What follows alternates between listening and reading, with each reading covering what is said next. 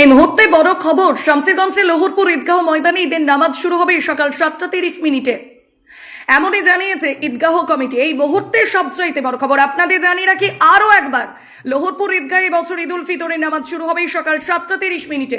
রাজ্যের তৃতীয় বৃহত্তম লোহরপুর ঈদগাহে সকাল 7:30 ঈদের জামাত, লক্ষাধিক মুসলিম সমাগমের আশা। খুশি, সম্প্রীতি ও ভ্রাতৃত্বের বার্তা নিয়ে উৎসবের সাজে সেজে উঠবে ঐতিহাসিক লোহরপুর ঈদগাহ ময়দান। আয়োজকদের আশা, প্রতি বছরের মতো এবারও লক্ষাধিক মুসলির উপস্থিতিতে ভরে উঠবে গোটা এলাকা। ঈদগাহ কমিটির পক্ষ থেকে জানানো হয়েছে, মুসলিদের সুবিধার্থে ময়দান পরিষ্কার পরিচ্ছন্ন রাখা, অজুখানার ব্যবস্থা, পানীয় জল এবং শৃঙ্খলা বজায় রাখতে প্রয়োজনীয় প্রস্তুতি নেওয়া হচ্ছে। প্রবীণ ও বিশেষভাবে সক্ষম ব্যক্তিদের জন্য রাখা হবে বিশেষ ব্যবস্থা। সাহেবনগর, বাসুদেবপুর, নিমতলা, কাকুরিয়া, সিকদারপুর, নামোচাচণ্ড, ঘোষপাড়া, তালতলা, হোকলাবাড়ি সহ পার্শ্ববর্তী বিস্তীর্ণ এলাকা থেকে সকাল সকাল মুসলিরা ঈদগাহ ময়দানে পৌঁছাবেন বলে আশা করা হচ্ছে।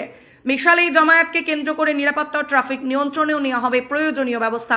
খুশির এই দিনে সম্প্রীতির বন্ধন আরও দৃঢ় হোক, এটাই সকলের প্রত্যাশা। এই বছর লোহরপুর ঈদগাহে সকাল 7:30 ঈদ উল ফিতরের নামাজ অনুষ্ঠিত হবে ইনশাআল্লাহ।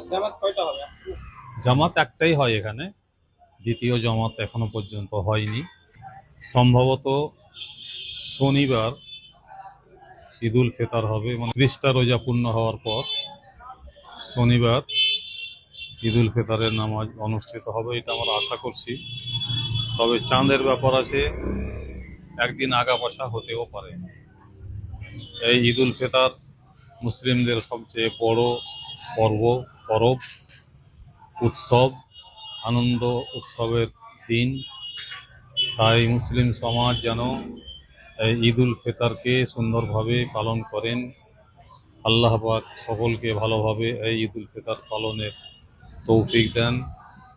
যারা আশেপাশে গরিব অসহায় আছে, ঈদ উল ফিতরে যেন তারাও আনন্দ উপভোগ করতে পারে। তার জন্য যারা অর্থশালী মানুষ, যারা পয়সাওয়ালা মানুষ, তাদেরকে একটু লক্ষ্য রাখার, ওই সমস্ত গরিব অসহায়দের দিকে খেয়াল রাখার আবেদন করছি।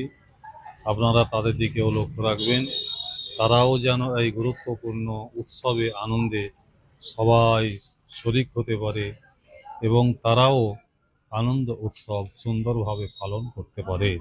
আল্লাহ যেন আমাদের সবাইকে সেই তৌফিক দান করেন। আমিন, আল্লাহুম্মা আমিন।